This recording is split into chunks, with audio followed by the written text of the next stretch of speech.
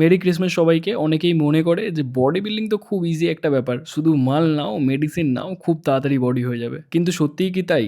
দেখো, body building তুমি natural করো বা এনহ্যান্স, দুটোতেই হার্ড ওয়ার্ক আর কনসিস্টেন্সি খুব ম্যাটার করে। তোমাদেরকে একটা ছোট্ট জাস্ট উদাহরণ দিচ্ছি, তোমরাও এটা ট্রাই করে দেখতে পারো। রাতে ডিনারে প্রায় আমরা অনেকেই ভাত বা রুটি খেয়ে থাকি। এবার তার সাথে যা সবজি, তরকারি, মাছ, মাংস, ডিম হয় সেটা খেয়ে থাকি, তাই তো? কিন্তু বেশিরভাগ বডি বিল্ডাররাই লাস্ট মিলে কার্বোহাইড্রেট পুরো জিরো করে দেয়। যার জন্য তারা ভাত রুটি খেতে পারে না। শুধু প্রোটিন থাকে, মানে ধরো মাছ, মাংস বা ডিম, তার সাথে একটু স্যালাড বা গ্রিন ভেজিস। এটা খেয়েই তারা শুয়ে পড়ে। এইবার মজার ব্যাপারটা হলো, এটুকুনি খাবারে তো আর পেট ভরে না, তাই ঘুমও সারা রাত আসে না। সারাদিন তো চলো ঠিক আছে, এটা ওটা করে সময় কেটে যায়, খিদের কথা আর মাথায় থাকে না। কিন্তু ভাই, লাস্ট মিলের পর বেশিরভাগ বডি বিল্ডারই প্রায় খিদেতে ছটপট করে, সারা রাত ঘুমাতে পারে না। আর এটা শুধু আমি ন্যাচারাল বডি বিল্ডার বা ইনহ্যান্স বডি বিল্ডারের কথা বলছি না, এটা প্রত্যেকটা বডি বিল্ডারকেই সহ্য করতে হয়। একটা নর্মাল মানুষের রাতে খিদে পেয়ে গেলে ফ্রিজ খুলে যা থাকে একটা কিছু খেয়ে নেয়, কিন্তু এসব বডি বিল্ডাররা পারে না। কথাগুলো তোমাদেরকে বললাম, আমি নিজেও ডায়েট করছি ভাই, কষ্ট হচ্ছিল, তাই তোমাদের সাথে শেয়ার করলাম। কেমন লাগলো অবশ্যই জানিও। সবাই খুব ভালো থেকো, হেলদি থেকো, ফাটিয়ে ওয়ার্কআউট করো।